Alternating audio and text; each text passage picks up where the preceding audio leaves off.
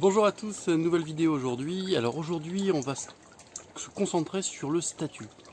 Alors qu'est-ce que j'appelle un statut? En fait c'est quand on crée une entreprise, c'est la forme juridique que vous créez. Alors cette forme juridique peut être une entreprise individuelle, donc on va dire entreprise individuelle c'est le niveau à zéro, parce que je vais critiquer certains qui sont entreprises individuelles, mais c'est le niveau le plus bas, c'est qu'en fait vous créez un double de vous, dont vous êtes pleinement responsable.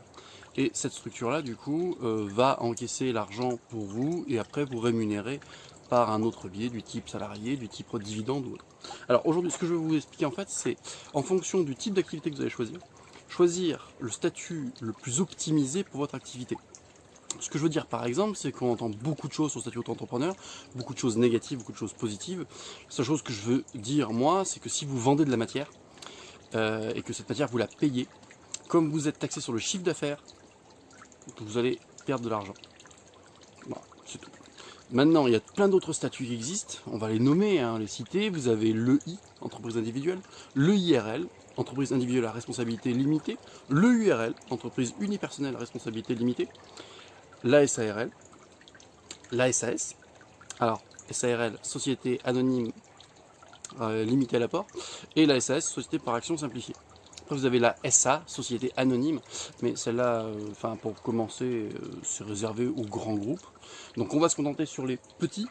Donc pour vous, pour commencer, vous avez une prestation de service que vous voulez proposer du conseil, vous voulez proposer de la formation, vous voulez proposer de la vente de formation, de la vente de supports numériques qui ne vous coûtent pas grand-chose à l'achat. Le statut auto-entrepreneur peut être largement suffisant. Ou les statuts micro-entreprise sont largement intéressants. Vous êtes taxé à hauteur de entre 20 et 35% de votre chiffre d'affaires. Ça veut dire que vous ne supprimez pas de frais d'essence, vous ne supprimez aucune charge induite à l'entreprise. Si vous avez par exemple une responsabilité civile, une assurance qui vous protège, si vous cassez ou si vous faites un mauvais conseil ou si vous endommagez un matériel de production par exemple, et bien du coup la responsabilité civile va vous protéger dans ce cas-là. Et du coup, cette charge qui est pour vous, puisque vous la payez tous les mois ou tous les trimestres ou une fois par an, cette charge-là, vous ne pourrez pas la déduire de votre statut auto-entrepreneur. Par contre, tous les autres statuts au-dessus, le statut micro-entreprise, les statuts entreprise individuelle, les statuts SAS, société, etc., eux, par contre, vous permettent de décharger tout investissement, toute dépense que vous aurez à faire pour votre structure. J'ai n'importe quoi, vous allez à un point, de partir d'un point A, vous allez à un point B, vous avez 100 km à faire, vous avez par exemple, j'ai n'importe quoi, des péages, etc. Mettons qu'il y ait 20 à 25 euros de frais induits à ce déplacement, que vous facturiez à l'arrivée 50 euros, j'ai n'importe quoi.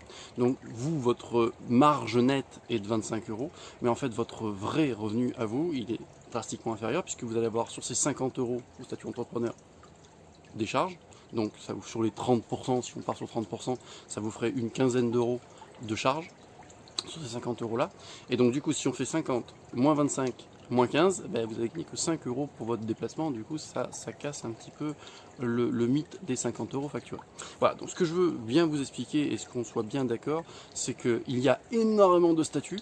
Il y a des gros statuts très lourds, très exigeants, très coûteux, mais qui vous permettent après de décharger énormément. Des statuts très simples d'accès, c'est-à-dire qu'une connexion internet, un PC, voire même depuis votre téléphone, vous allez sur le site URSSAF Auto-entrepreneur, vous pouvez vous immatriculer, ça vous coûte rien du tout, il vous demande juste votre numéro de sécu, une pièce d'identité, un justificatif de domicile si vous habitez chez vos parents, ou une facture de téléphone si vous avez votre propre appartement. Et là, vous êtes immatriculé auto-entrepreneur, tout ce que vous allez facturer, du coup, est imposable bien sûr, et en fonction de ce fameux statut, vous allez avoir différentes charges. Je mets l'accent sur un statut, moi, que je trouve judicieux.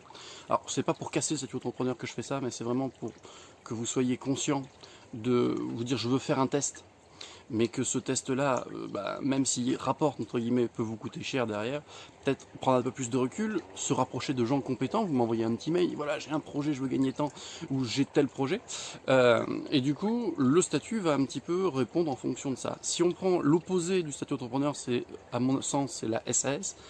La SAS va vous permettre par exemple de devenir salarié de sa propre SAS, donc là du coup il y a des charges salariales, charges patronales, plein de choses qui vont s'accumuler en charge. Par contre le gros avantage c'est que vous pouvez vous payer en dividende, et du coup si la société à la fin de l'année fait du bénéfice.